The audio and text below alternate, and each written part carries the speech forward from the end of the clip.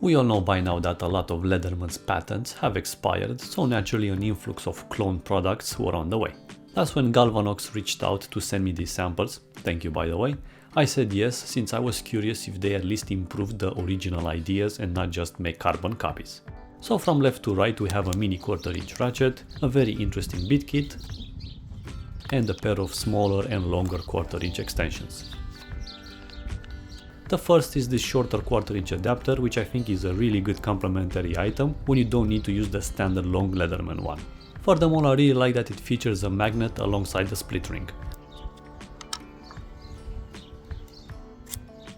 Fit and finish feels really good, at least in my Skeletal CX. The only heads up is that the adapter is really deep. As you can see, a standard Lex 1/4 inch bit will kinda disappear. However, this is just like the Leatherman originals, since when you use the slim bits, so they have plenty of grip. We have an identical story with a standard length 1/4 inch adapter, which is basically a Leatherman clone. For reference, that comes from my matte multi-tool, which also features a sight adjuster. Once again, fit and finish feels like the stock ones, but they only charge half the price of the original.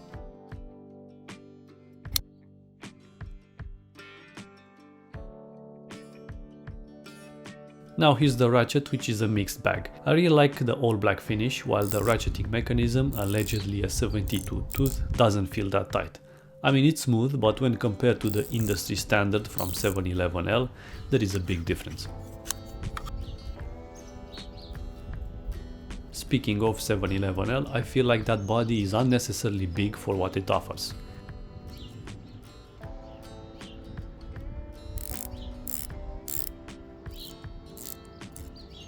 It slots in nicely in the Leatherman bit holder, and it does feature one upgrade element above the 711 one, which is the retention ring.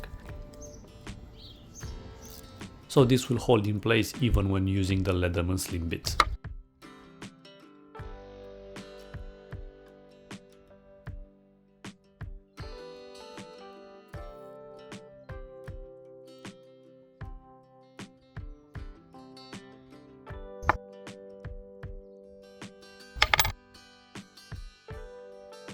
And the best for last, check this double sheath system, which seems such an obvious upgrade of the separate Leatherman sheets, but more on this later.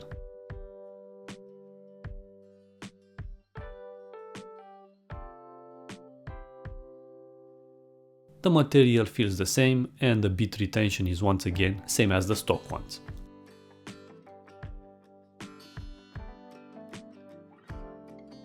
Now onto the bits. The first difference is the laser etching for better visibility versus the machining markings on the Leathermans.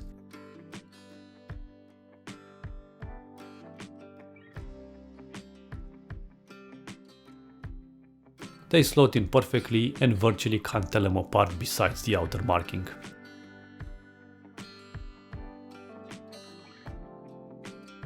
So this is an exact clone of the Leatherman full bit kit in terms of sizes and items. The machining, even on the most intricate one to produce, the Torx T8 and T6 combo bit, is really good.